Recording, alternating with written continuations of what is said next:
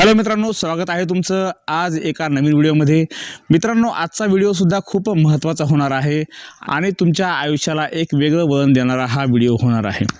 मित्रांनो, आजचा विषय आहे तुमचा जर कोणी अपमान केला तर काय करायचं। कारण मित्रांनो, आपला जर कोणी अपमान केला ना तर खरं सांगतो अंतःकरण आपल्या सगळ्यांचंच एवढं दुखावलं जातं आणि त्याच्यानंतर कुठल्याच गोष्टीमध्ये आपलं मन लागत नाही। मित्रांनो, अशा प्रकारचा अपमान पचवायचा कसा, त्याला इग्नोर कसं करायचं, याची काही सोप्या पद्धती आहेत, त्या खरंच आपण सर्वांनी फॉलो केल्या पाहिजे।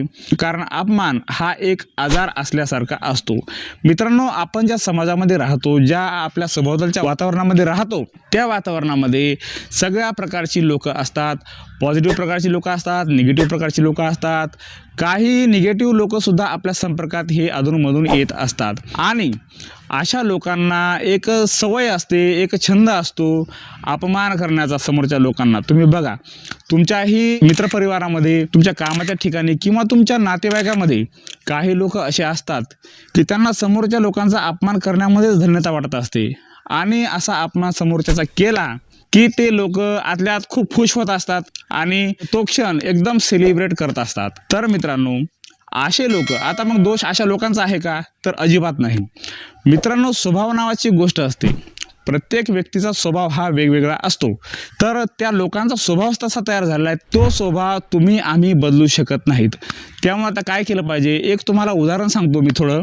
रस्त्यानं जात असताना जर समजा आपल्याला कुत्रा चावला तर आपण काय करतो, परत कुत्र्याला चावतो का? किंवा तुम्ही रस्त्यानं जात आहात, मध्येच काहीतरी चिखल आहे, त्या चिखलामध्ये तुमचा पाय पडला तर मग तुम्ही काय करणार आता? परत साहजिकच आहे, तुम्ही त्या कुत्र्याला चावणार नाहीत, परत त्या चिखलामध्ये पाय घालणार नाहीत। किंवा एखादी मधमाशी रस्त्यानं जात असताना तुम्हाला जर चावली तर तुम्ही काय करणार? तिला पकडून पिंजऱ्यामध्ये टाकणार आहात का?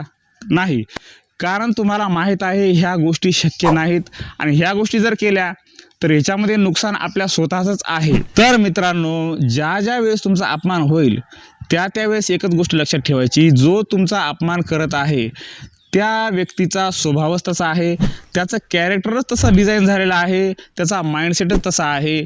तुम्ही कितीही प्रयत्न केले आणि काहीही केलं तरी तुम्ही त्याचा ना स्वभाव चेंज करू शकता, ना त्याचं कॅरेक्टर बदलू शकता, ना त्याचा माइंडसेट चेंज करू शकता।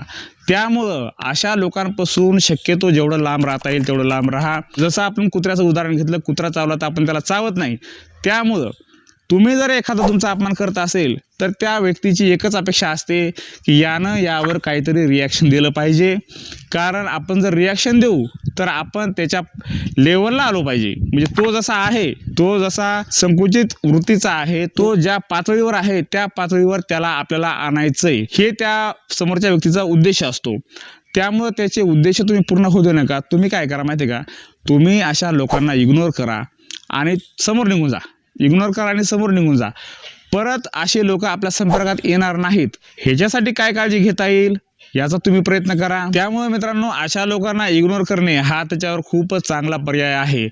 तुम्ही त्यांनी केलेली ॲक्शन त्याच्या विरुद्ध जर रिॲक्शन देसाल, म्हणजेच काय, त्यानं जर तुमचा अपमान केला आणि तुम्ही पण त्याचा जर अपमान केला तर त्या माणसाला तेच पाहिजे, एवढं लक्षात घ्या। त्यामुळे त्याचा उद्देश तुम्ही पूर्ण होऊ देऊ नका। ज्याप्रमाणे आपण मधमाशी पकडून, चावलेली मधमाशी पिंजऱ्यामध्ये टाकू शकत नाहीत, ही अशक्य गोष्ट आहे। तुम्हाला मधमाशी चावली, तुम्ही तिला पकडून पिंजऱ्यामध्ये टाकणार आहात का? नाही।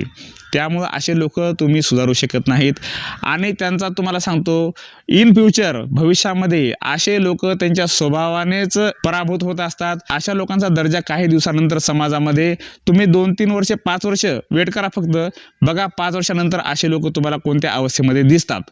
त्यामुळे मित्रांनो, सोपं साधं, कुत्रं चावलं त्याला चावायचं नाही, चिखलात पाय पडला आपण टाकायचं नाही, मधमाशी चावली सोडून द्या, तुम्ही समोर निघून जा, तुमचं काम करत राहा।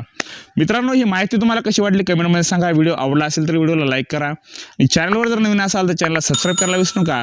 कारण जीवन आवश्यक विषयावरच्या चर्चा आपण आपल्या चॅनलवर करत असतो। परत भेटू। जय हिंद, जय महाराष्ट्र।